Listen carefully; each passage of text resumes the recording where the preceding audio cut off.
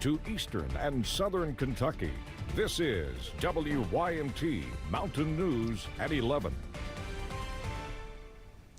Good evening, I'm Caroline Mueller. We've seen some pretty nasty weather today, so we're going to go ahead and hand it over to meteorologist Megan Desmel on this Alert Weather Day.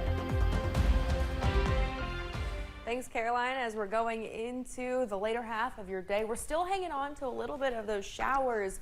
Now, right now, it's primarily just in our Virginia counties. However, some of our bordering Kentucky counties still seeing some of that rain. As we go through the next couple of minutes to an hour, it will be clearing out, leading to a calmer Saturday. But we are going to continue to see temperatures dropping as we're heading throughout the week. Today was a very warm day, though. We saw temperatures in the upper 60s and low 70s. Normally, for this time of the year, we're sitting in those low 60s, so definitely a warmer day. And as we head into about right now, you can expect some mid-50s. Other folks in the upper 60s. Not too bad at all. Caroline. All right, Megan, thank you. New tonight, the U.S. Supreme Court issued an emergency order blocking the payment of November SNAP benefits. President Trump asked the Supreme Court to step in tonight after an appeals court kept a ruling in place that would have required his administration to fund SNAP. Earlier today, the U.S. Department of Agriculture indicated it would pay November benefits, then came tonight's stay from the Supreme Court. More than 40 million Americans and 600,000 Kentuckians rely on SNAP benefits. Late Wednesday night, a local nonprofit announced they would provide hundreds of meals to students in critical need of food over the weekend. Kate Clemens, CEO and founder of the nonprofit Roscoe's Daughter, said she would provide meals to more than 500 students. In less than 24 hours, she raised funds, purchased and assembled nutritional meal kits for students at more than 10 schools in Knott and Perry counties. Clemens says it's her mission to make sure students have what food they need. Roscoe's Daughter has grown to so many other things, and we're so honored to serve all of East Kentucky for various programs, disaster relief, food, school, holiday programs, whatever the need may be. But our start is in food insecurity. That will always be close to my heart. She says if SNAP is not restored by next weekend, they will work again to deliver as many weekend meal kits as possible. The death toll from Tuesday's UPS flight disaster has risen to at least 14 people. Governor Andy Beshear and Louisville Mayor Craig Greenberg made the announcement on social media this evening.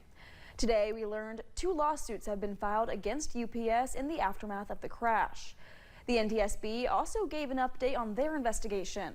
They said the flight crew completed their checks and a recording shows a repeating bell going off 37 seconds into takeoff.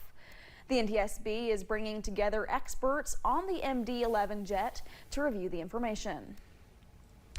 And we're hearing from a retired UPS pilot who's sharing insight into the deadly crash in Louisville. Bill Kite flew for the company for more than 30 years and says the crew on board likely had no way to save the aircraft. He believes the plane suffered what's called an uncontained engine failure, which caused the engine to separate from the plane, making it unflyable. Investigators with the NTSB are still working to determine exactly what went wrong. There was an uncontained failure of the fan disc on the number 1 or the left engine that caused it to separate from the airframe.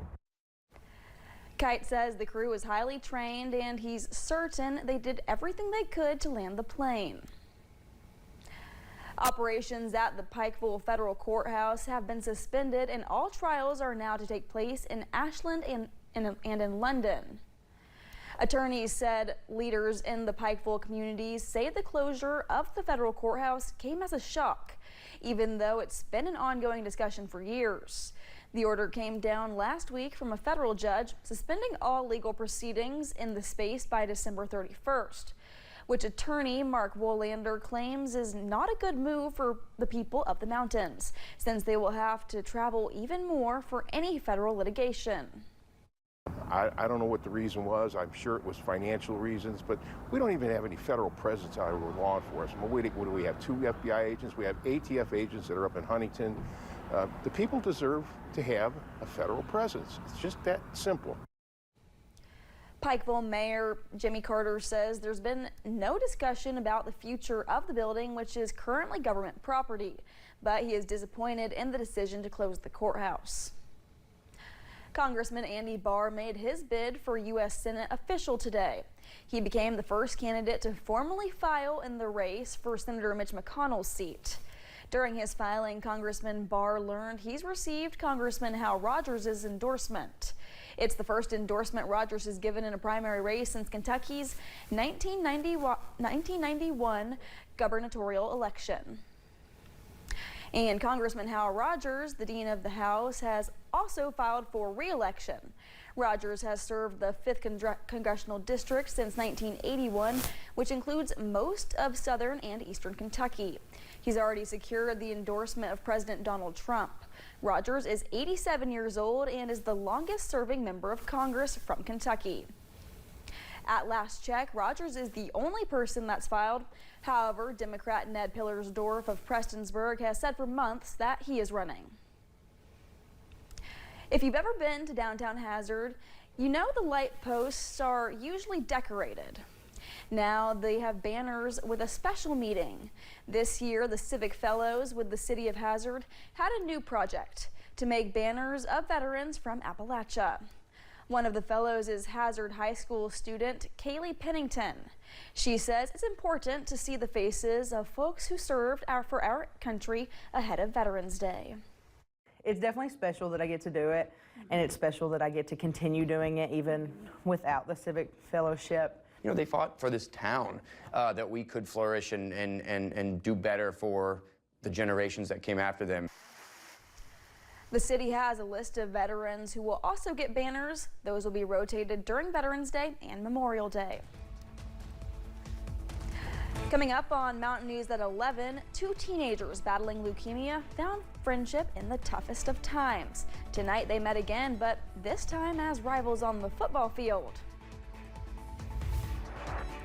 And we're continuing those first alert weather days until Monday. I'll have a better look at that timeline up next.